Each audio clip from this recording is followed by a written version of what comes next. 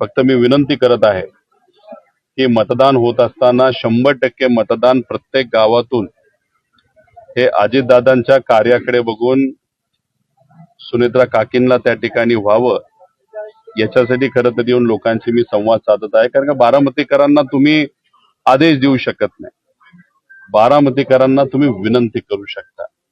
कारण इथे असणारे लोक हे फार हुशार आहेत आणि पवार परिवारावर इथं असणाऱ्या लोकांचं प्रेम आहे.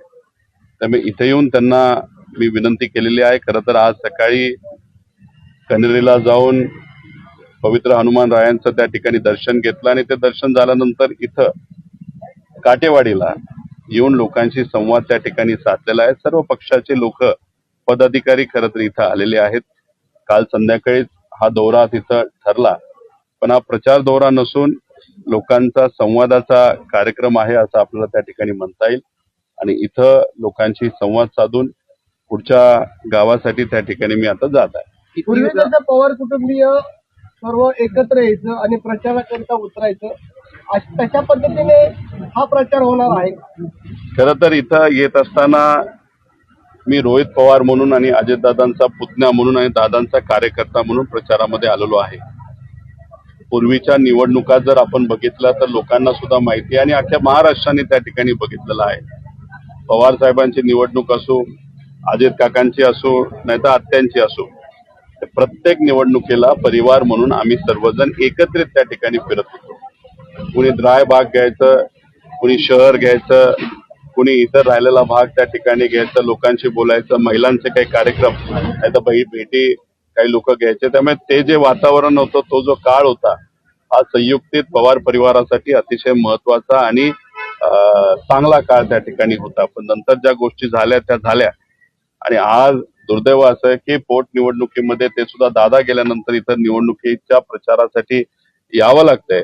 हे खरं तर मनाला लागणारं, दुःख देणारं असलं तरी दादांकडे बघून या इलेक्शन मध्ये आजपर्यंत कोणालाच एवढी लीड मिळाली नाही, तेवढी लीड ही त्यांच्या पक्षाला इथून कशी मिळेल यासाठी प्रत्येक व्यक्ती आपापल्या लेवलला त्या ठिकाणी प्रयत्न करत आहे. आपण पाहिलंय की एकंदरीत आतापर्यंत भाजपला या ठिकाणी यश मिळालं नाही, परंतु आता भाजप मोठ्या म्हणजे अनेक नेत्यांना घेऊन या मतदान प्रक्रियेमध्ये येताना आपण पाहतोय.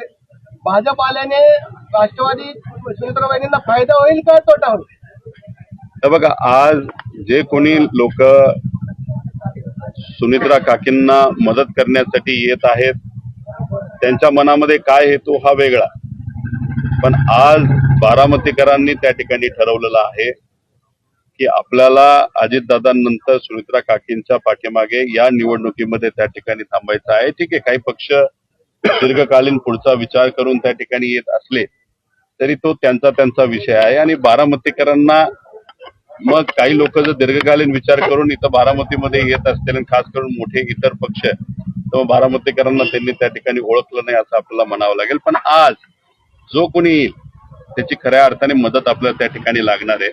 खरं तर आमची अपेक्षा होती की 22-23 जे कोणी लोक विरोधात त्या ठिकाणी उभे आहेत त्यांचे फॉर्म राहायला नको पाहिजे होते.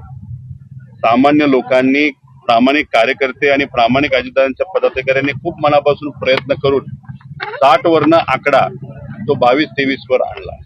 पण याच्यामध्ये बघत असताना एक नाव म्हणजे करुणाताई मुंडेंचं नाव जर मी बघितलं तर खरं तर एखाद्या भाजप पक्षाच्या मोठ्या नेत्यांनी जर त्यांना सांगितलं असतं तर त्यांनी तो फॉर्म ठेवला नसता. कारण त्याचं मुख्य कारण सांगतो की जेव्हा महाविकास आघाडी सरकार गेलं आणि आम्ही सर्वजण विरोधात होतं, दादा विरोधी पक्ष नेते त्याच्यामध्ये होते आणि दादा विरोधी पक्ष नेते व्हावेत यासाठी सर्व आमदारांनी सह्या दिल्या होत्या, त्यात आम्ही सुद्धा होतो.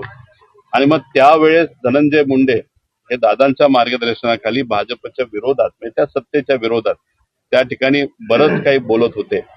आणि ते बोलत असताना अधिवेशन चालू होतं तेव्हा भाजपच्या एका प्रमुख नेत्यांनी करुणा मुंडेंना अधिवेशनात आमंत्रित केलं आणि त्या तिथं आल्या. त्यांनी प्रेस कॉन्फरन्स त्या ठिकाणी घेतली, पत्रकारांशी बोलल्या आणि दुसऱ्या दिवसापासून धनंजय मुंडे बोलणं बंद केलं. मग कुठं ना कुठं तरी करुणा मुंडेंना काही नेत्यांनी जर सांगितलं असतं त्यांनी तो फॉर्म ठेवला नसता.